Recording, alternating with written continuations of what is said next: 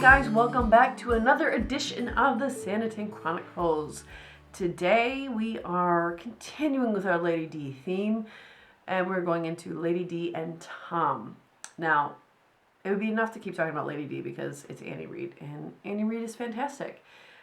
But we want to kind of break down the relationship of Tom and Lady D. I think it's an interesting one. I think that it's one that isn't all it is on the surface. I think there's a lot more to it than meets the eye, honestly. If you look at what we first see of Lady D and Tom, we have to admit the similarities there, right? It's not that Lady D is all-powerful, all-knowing, any more than Tom is all-powerful and all-knowing. They're both ridiculous in their own ways. And you'll hear us talk a little bit about this in our next week's podcast, where Janice and I talk about parallels and ironies. But there is a definite parallel between Tom and Lady Denham. You see that Tom is someone who, he knows what he wants to see happen. He can visualize it, right? He knows that this is what I want for Sanditon. This is what I'm going to do to make it happen. And I'm in charge here. I'm going to get it done, even though he can't get it done, right? You see Lady Denham, who is, I'm in charge here. I know what I want to see happen in Sanditon, and I'm going to do what it takes to get it done. Now, she's a little more able to get it done than Tom is because she has the money. But she's not cognizant enough of what needs to happen to make this successful, right? She knows what she thinks she wants. And what she wants, like we talked about last week, is to make sure that she maintains the power, that she maintains the control, that she maintains that she is the one who people go to when they're in need, when they're struggling, when they just need something. She's gonna be the one that they go to. And you see that fight for control with Dr. Fuchs, because she doesn't think there's a need for a doctor. He sees an absolute need for a doctor. And by the way, he's right. I know that doctors weren't, I can't say I know, because I think I'm not as well up to date on medicinal practices of the 1800s. Not as much as I should be, probably. I know that there was a lot of being bled and a lot of leeches. Both of those practices are so horrifying and abhorrent to me. But we know that there was those, and that is about the extent of my medical knowledge from the 1800s. Maybe I should be schooled on that. However, doctors are important, and whether or not their practices are sound by today's standards, they did help heal people then. And especially when you're in a seaside town surrounded by nothing for miles and miles and miles, having a doctor there would ensure people stay alive, which would ensure they continue to spend money in Sanditon. It's not just a, we want to keep people safe thing. It's, we want people to continue spending money here, and they can't spend money here if they're dead. And they can't spend money here if they don't feel safe, because they won't come. And Lady Denham, all she's seeing is, you know what? I've decided I don't like doctors. I don't want them. So no, we're not going to have them. But Tom gets the control back by saying, no, we're going to do this. And he pushes that boundary just like Lady Denham pushes, because she's not as hard as she seems. I think she respects someone who pushes back. You see that with how she is with Charlotte. She respects someone with an opinion. She respects someone who is strong, and she respects people who can speak back to her and challenge her position. I think she actually enjoys it. Of course, it gives Tom no uncertain amount of anxiety to push back, but in this instance he does. And you notice she doesn't say, no, absolutely not. She says, well, fine, it'll be your own funeral. So she gives in. Of course, saying her agreeing the way she agrees with still saying, you're going to fail, but you know what? Fine, whatever. Do what you're going to do. I don't really think that's her saying, you're making a bad decision. Obviously, she thinks it is because it's not hers, but I don't think she thinks it is on a whole a bad decision. I think she wants it to be a bad decision. But I think it's her uncertainty that makes her react this way. However, I think that her saying that, that's her giving her consent to, okay, go ahead and give this doctor. But she can't, Lady Denham, in her fight for control, her fight to have people turn to her and fear her a little bit, she's not just going to give in like a normal person. She's not just going to say, you know what? You do that, and let's see if it works out. She's going to say, fine, do it, but you're going to be wrong, and it's going to be horrible, and it's going to be, someone's going to die, kind of thing, right? And even when he sees her and he's helping her, she's never going to admit that that's what helped her. Never in a million years, even though he did, even though he was there. And with Tom, he can't help but ask for help. Lady Denham is almost disgusted by the idea of how Tom needs it constantly. So there's that parallel there where that's why they're a perfect marriage, because he needs help all the time and she doesn't want to receive help. She wants to give it, whether you want it or not. So that's what she finds in Tom, and he's taking this advice from her as if he's following, but we see he's really not. I mean, how often does Lady Denham really walk around the town to inspect his work? She's not the one doing that, so she doesn't know, but Tom is going to take this marriage of convenience and he's going to run with it and do what he thinks he needs to do. And so we see that aspect of it. We see that they both have their own control. Right? Hers is overt. She has overt control over him. She's supplying the money. She's making the decisions. You have to stick by her decisions or you don't prosper. He is taking the money, saying, yes, Lady Denham, of course, Lady Denham, but then going out and doing what he thinks he should do. Right? He's not turning to her in every step of the way. He's turning to her when he needs more funds. He's turning to her when there needs to be a big decision like bringing in the doctor, who she would surely notice. But he doesn't turn to her. And even with the doctor, he didn't turn to her until after he brought the doctor back. And then it was just because he had to get her stamp of approval on keeping this doctor there because someone has to pay this man a salary. So even in that, he just went and got the doctor and brought him back. Right? So they both have control without believing the other one has control. Now, of course, we see in a later time, after the pineapple luncheon, when he's talking about, oh, she is a ridiculous old woman, but she holds the fate of Sanditon in her hands. He acknowledges that while they both had their own sort of control, he acknowledges that she is the one who could condemn Sanditon to rubble. She is the one who could condemn him to a life of obscurity. She is the one who, if she so decides on a whim to pull her money because his brother touched her pineapple, her pineapple, that she's going to destroy him and this town and his family. So while he acknowledges that, yes, he does have some control, he's going to make the decisions unilaterally, he respects her position enough as an investor, as the investor, right? She is the main investor. Yes, Cindy gives some money, but do we hear of anybody else giving money to this town? And it's crazy because you'd think that Tom would ask that. Now, that's another interesting parallel, is that we see Lady Denham, who is in everybody's business, right? She's in Esther's, she's in Edward's, she's in Clara's, she's even in Charlotte's. She makes jokes at that pineapple dinner that she's there to get married, and then we see in episode 8 when she's like, any of our men worth your time? And so she meddles in everybody's life, right? She is in everybody's business. She wants everybody to listen to her, to come to her. She wants them to heed her advice. Tom, on the other hand, he's not asking anybody for money other than Sydney and Lady Denham. When there is Crow, there is Babington, there is eventually Lady Susan. There are all these different avenues where he could be promoting. His goal, rather than asking these people to invest in an investment opportunity, he's trying to get them excited about the town. How can they be excited about a town that isn't a town yet? Yes, Sanditon is a town, I understand that. But it's not built to the way that he's advertising. He's saying, come to this. Better than Brighton, eventually. Better than Bath, eventually. You can't sell a town that way. At least Lady Denham, when she is involving herself in these things, she's involving herself in things that are truthful, that are predictable, I guess. Tom is selling a fantasy. And I don't know if Lady Denham's aware of that or not. I think she is, and I think that's part of the reason why she holds him in such contempt. Because Lady Denham is very clinical, right? She's very logical, even with relationships. It's a business arrangement. Everything is a business arrangement. With her niece and nephew, yes, they're by blood, but still it's a niece and nephew. She's trying to arrange a profitable marriage. With Clara, she is trying to instill in her something that will allow her to go out and get a profitable marriage. With her town, she is pouring money into this town that she hopes will be profitable. It's a clinical investment. It's not an emotional attachment to a fantasy. Tom is very emotionally invested because I think he is egregious. He is charismatic. He is an extrovert. He's an entrepreneur. And entrepreneurs tend to be more, I don't want to say flighty. That's not the right word.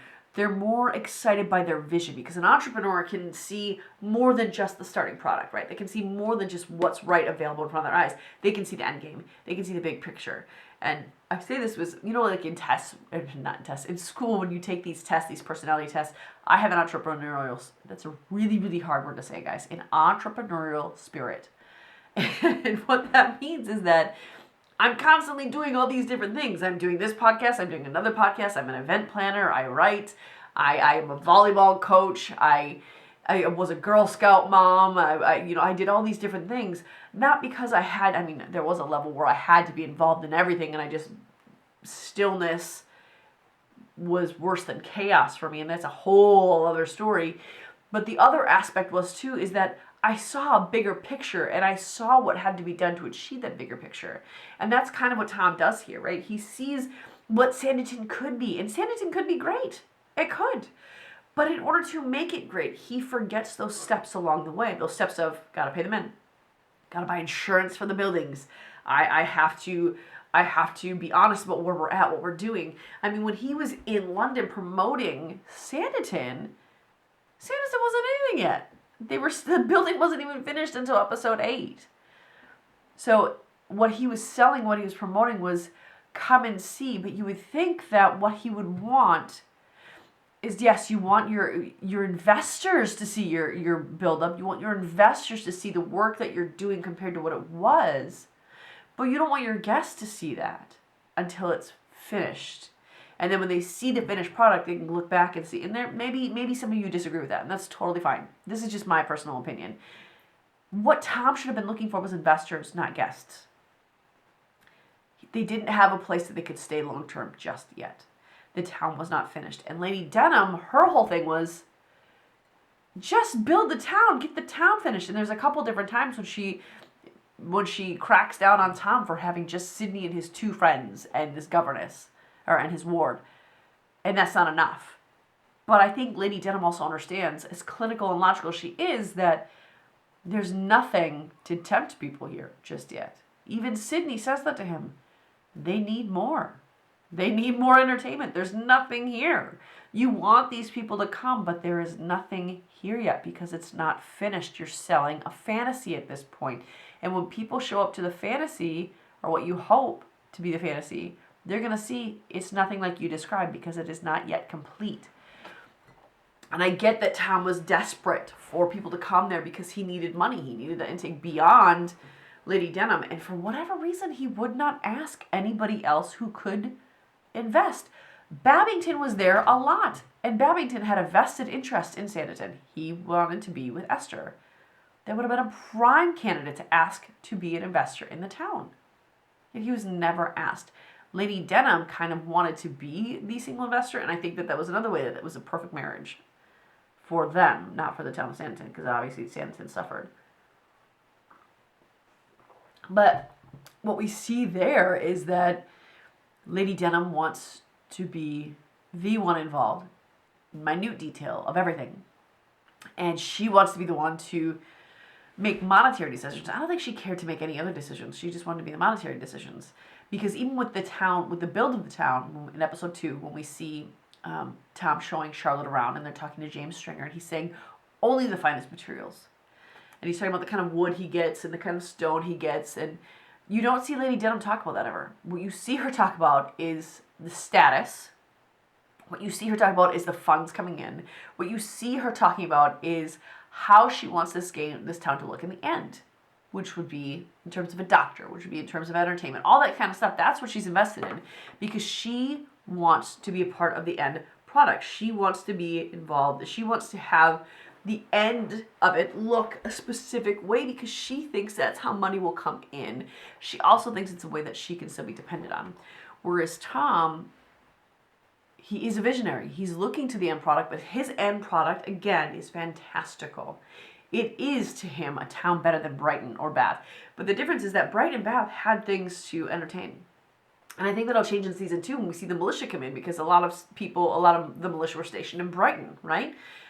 And Bath was a place that people went for healing and that sort of thing. So you can get the sense of what he's trying to build. He's trying to mesh these two things together, but also make it different at the same time. But Lady Denham can't see past that. Lady Denham is set in her ways.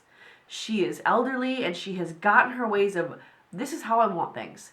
This is how things have always been, and look at me. Look at how well I've done by following what my formula is. Look how well I've done. Now I support you. You don't support me. I give you the money.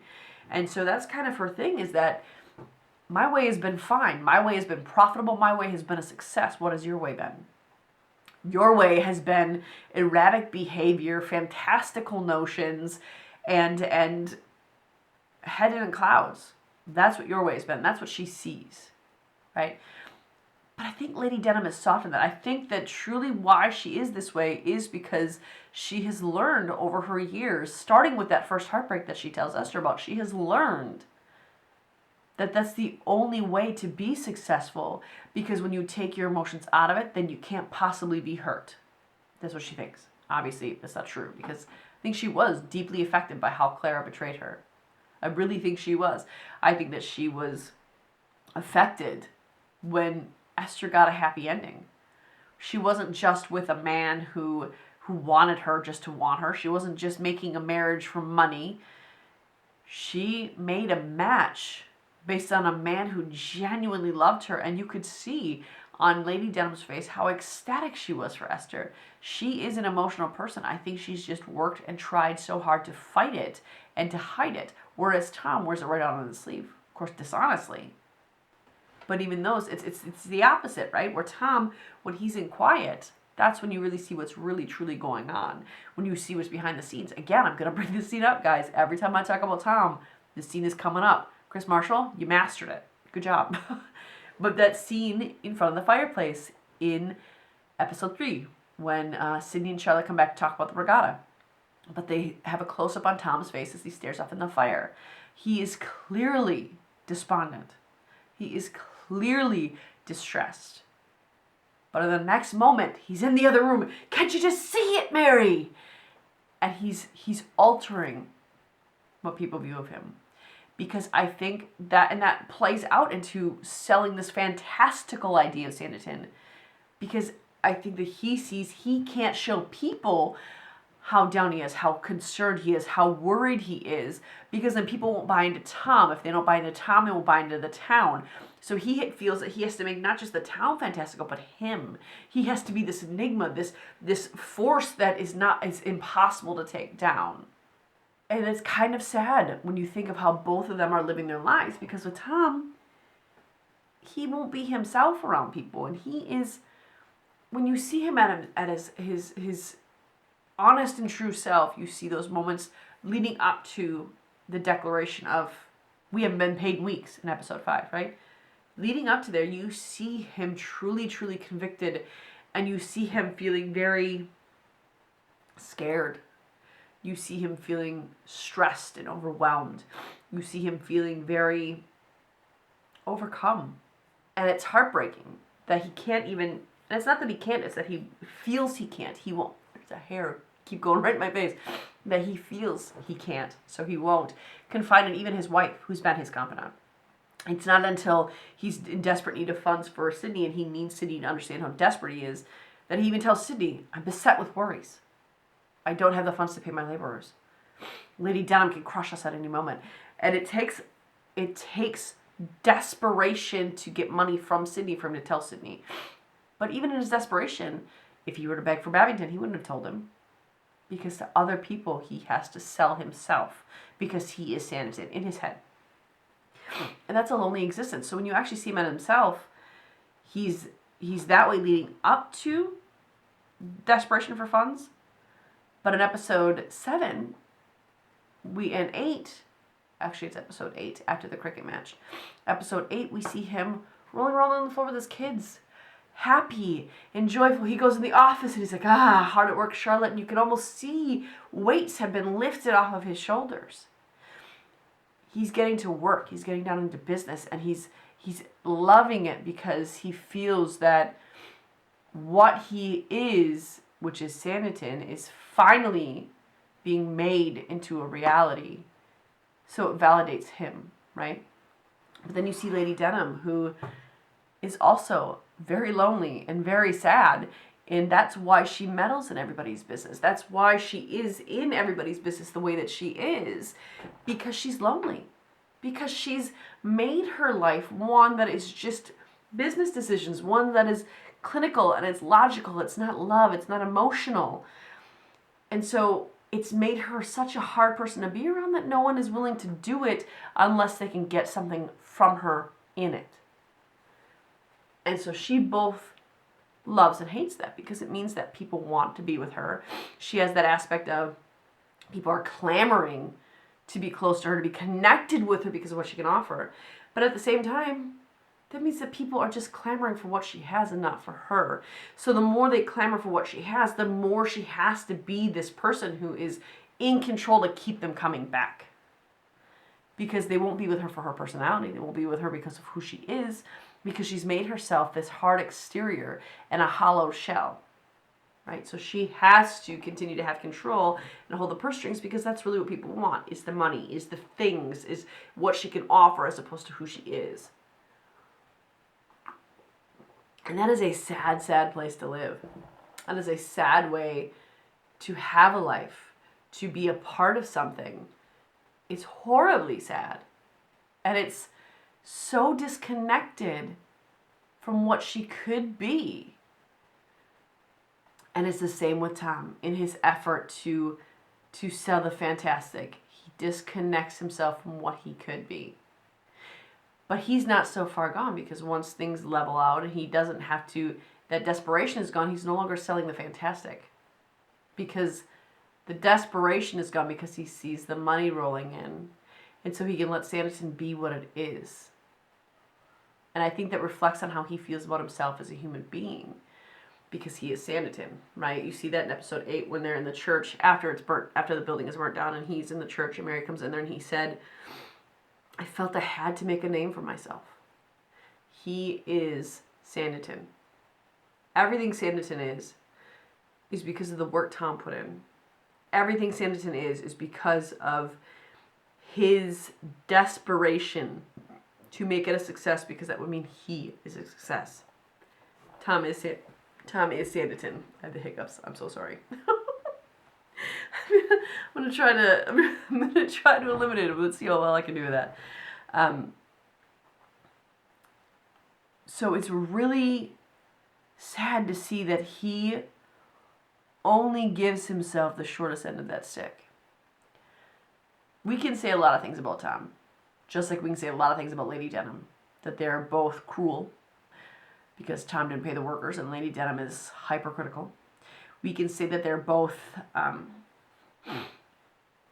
ridiculous, where Lady Denham is controls everything, even things that don't make sense to control, and she has something to say about everything even when it's nothing to talk about.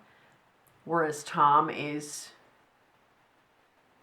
overly gregarious at times and desperately charismatic at times, which makes him seem ridiculous, which makes him feel like, oh, that Tom. So they're both ridiculous in their own ways. But they're selling themselves short, because both of them have so much more to offer and so much more to give. And I love seeing the Tom of episode 8 prior to the fire, because that is the first time that we see a Tom who's not selling. That is the first time we see a Tom who's just letting himself, just being who he is, speak for himself.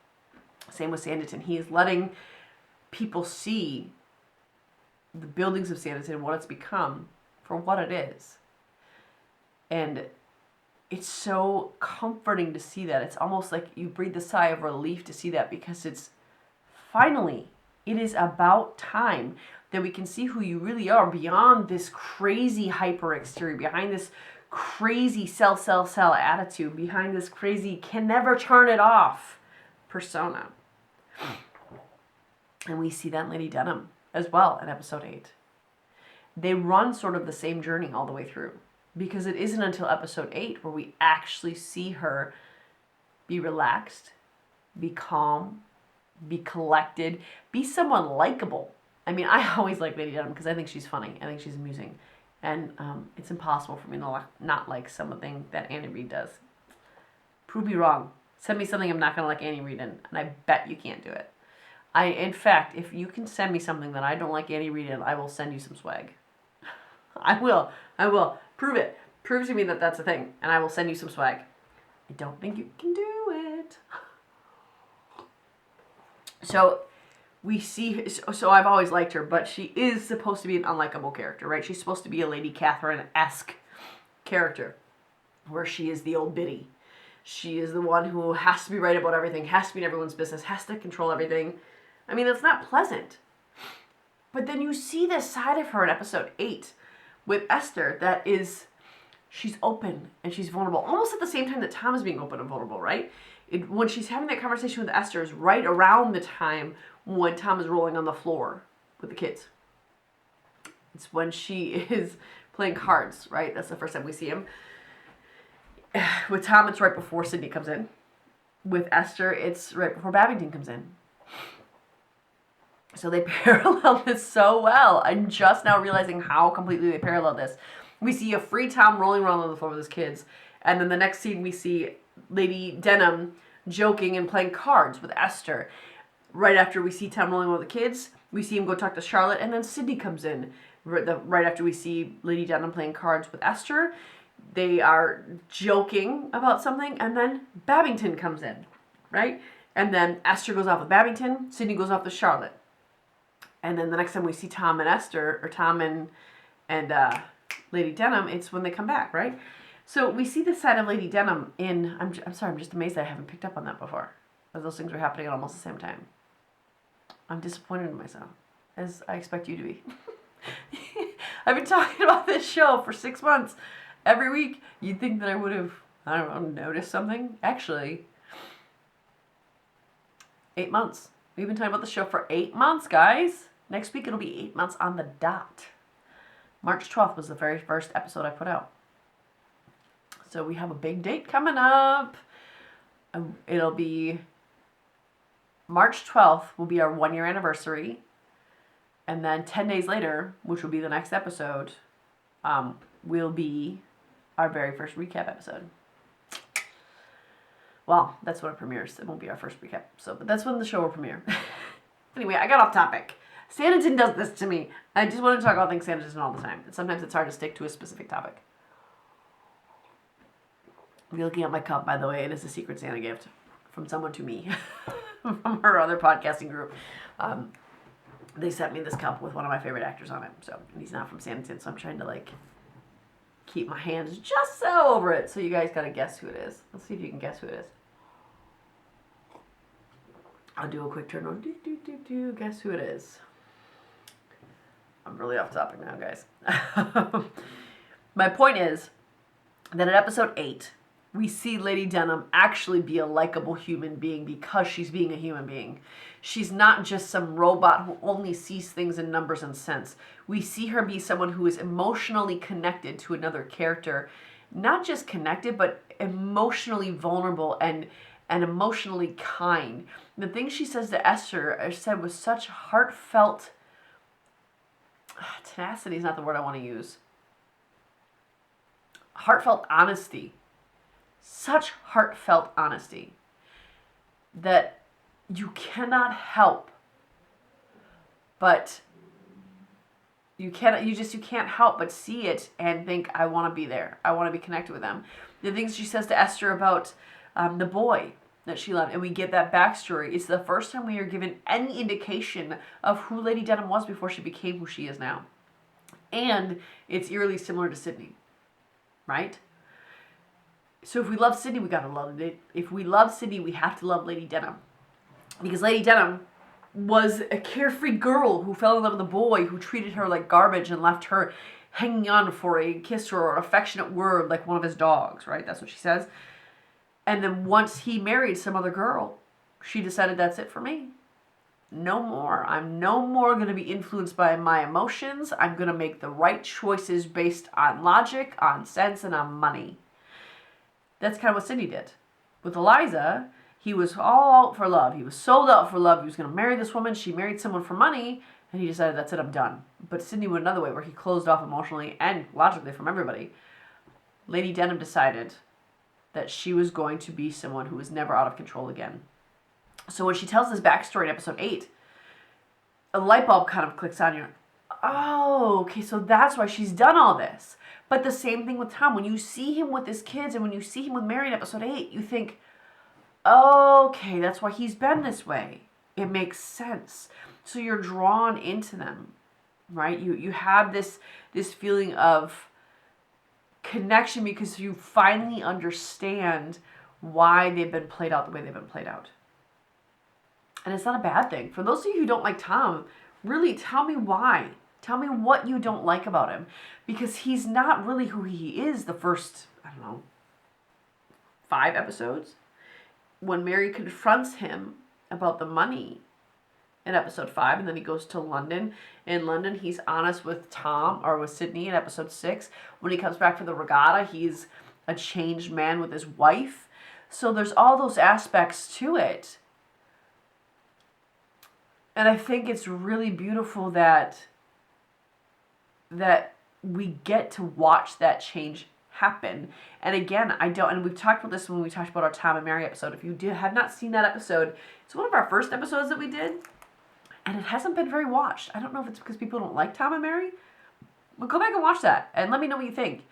But I don't know that it's so much we're seeing this change for the first time, or if it's a return. And I feel like it's a return to who he was before he got himself into such a pit, before he got into all these struggles.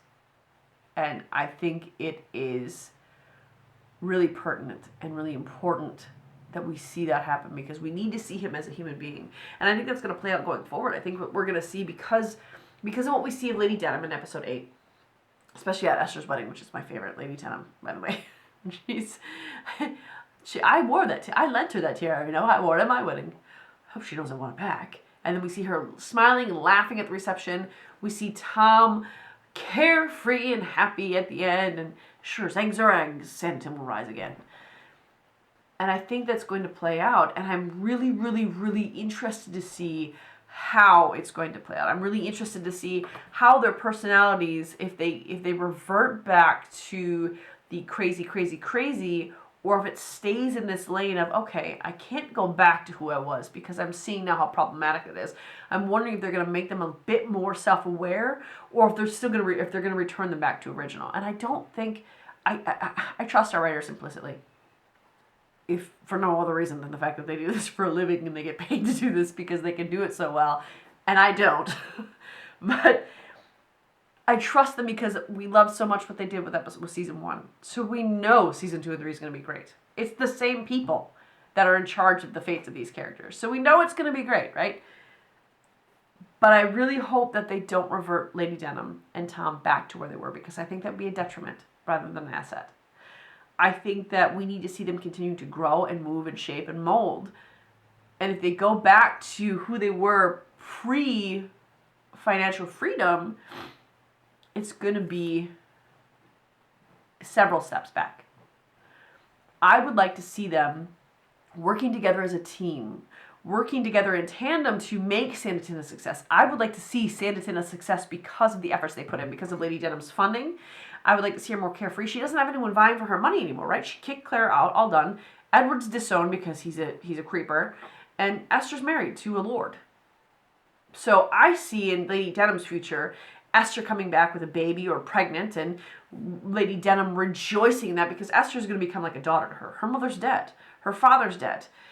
Lady Denham is going to become like a surrogate parent to Esther. And I think she already viewed herself like that because she loves Esther so deeply, because Esther is her. And I think that to see her fall back to who she was would take away that relationship, would take away what she's earned there. And I think with Tom, to take a step back and go into the fantastical, that's going to degrade everything that Sanditon is becoming. And it's 9 months in, so I don't know how much of the town they will have built in 9 months. I think it was only the one main building that burned down. But it didn't look to me like they were done with the rest of it. And maybe it'll never be done. Maybe Sanditon will continue to be built and that's its thing. But to have Tom revert back to the insanity of how he handled that money before, doing everything on his own, misstep after misstep, I think that would just create the same problem, and we don't want to see the same problem again. We want to see a different problem, right? A different thing to solve. And we want to see them solving it together, because for better or for worse, Tom and Lady Denham work well together. She makes him do things he otherwise wouldn't do because she owes the money. And he makes her think about things she wouldn't ordinarily think about, because he's a big idea guy. He's an end picture guy. Long-term picture. What is the word I'm trying to say? There's short-term thinking and long-term thinking. He's a long-term thinker. And so he has her think about things she wouldn't otherwise think about. Because he's thinking, like with the doctor, he's thinking about the benefit to the end of Sanditon. She's thinking of, we don't need one right now, so no. So he gets her to think of things in a bigger picture. That's the word I'm trying to say. I forgot the word for bigger, guys. He's trying to think big picture, where she's thinking current picture. So they work well together. I really want to see them conquer this thing together and make Sanditon huge. Now, I know that this episode is a little shorter than other ones. It's only 40 some odd minutes. And I apologize for that. But I'm looking at my battery and it's telling me it's going to die any minute. And I could finish recording this, but it would be like midnight, guys, by the time I could finish recording it, and then it would be out late. So what I would like to do is end this after I've fully talked about Esther or Lady Denham and Tom, and get this podcast episode out to you on time, because next week's is already recorded. So we're good there. I'd like to be good here. I want to start honoring our time commitments. Now, there is an announcement I'll be making in the next couple weeks that will sort of alter how this is going to look. And it's out of my control. It's out of everybody's control, quite honestly. So I'm not sure. There's going to be a couple months at least where this is going to look a little different. Hopefully it'll be a really good thing for you guys. I mean, hopefully it's something I can get a lot done ahead of time and start pre-producing things. But I'm not sure what that will look like. So I'm not ready to make the announcement yet. I will in the next couple weeks. And I want to be as consistent as possible for as long as I can be consistent. So I'm going to choose to end this at 40 some odd minutes so that I can get this out to you on time tomorrow. If you have any questions about what we're doing here at the Sanditon Chronicles or what we have coming up for you guys, I already have our master list of things we're going to discuss. So if you have any questions, or please, if you would like to talk to me, I would love to talk to you. I can't say that enough. I would love to talk with you. Let's get together and let's chat. Let's make an episode of it. Let's talk about, if you have fan fiction you want us to discuss and you want us to discuss your fan fiction to our followers, to our listeners, email us at the.sanditonchronicles@gmail.com, and we'll have you on here to talk about your fan fiction. Next week, we are talking about parallels and ironies, but the week after that, we are talking about Tiny Toes Tracy's works of fan fiction. I think we're going to do a two-parter. One is going to be, we're talking about her very first fan fiction of Sanditon, and the other we are talking about her current one, which is a crow encounter. So that'll be a two-part thing. But if you want to talk about your fan fiction, reach out to us and we'll talk to you about it. Or Janice and I will just read it ahead of time and discuss it ourselves. We're totally fine to do that too. But we really want to hear from you. We want to know what you want to see, what you don't want to see. Keep an eye out for our webpage, which we are trying to get up and running. And by we, I mean me. I don't know why I say we all the time. It's just ingrained. I just say we, because I have a team that helps me run our Facebook page, which, by the way, is the Sanditon Chronicles Sanditon Family Fan Club. Come on there and discuss it. We have a little over 1,000 members there. We're hoping to continue to build that. So come on there and talk with us. You can find us on social media at Twitter or Instagram under the Sanditon Chronicles. You can connect with us there if you'd rather. But be on the lookout for our website, which we hope to get up and running soon. And hopefully we'll be getting some merch to you. So you can buy the Sanditon Chronicles tees. We might be putting some quotes from our favorite characters on there. We might be doing some little caricatures that I make on there. So keep an eye out. And I'll let you know when those things come up. And again, things will be looking different. I don't know that I will be able to get all that done before they change. But that is the goal and that is the hope. So on that note, I guess that is it for this week, guys. Stay tuned for next week where Janice and I are talking parallels and ironies, Sanditon edition. Bye, guys. Have a great week.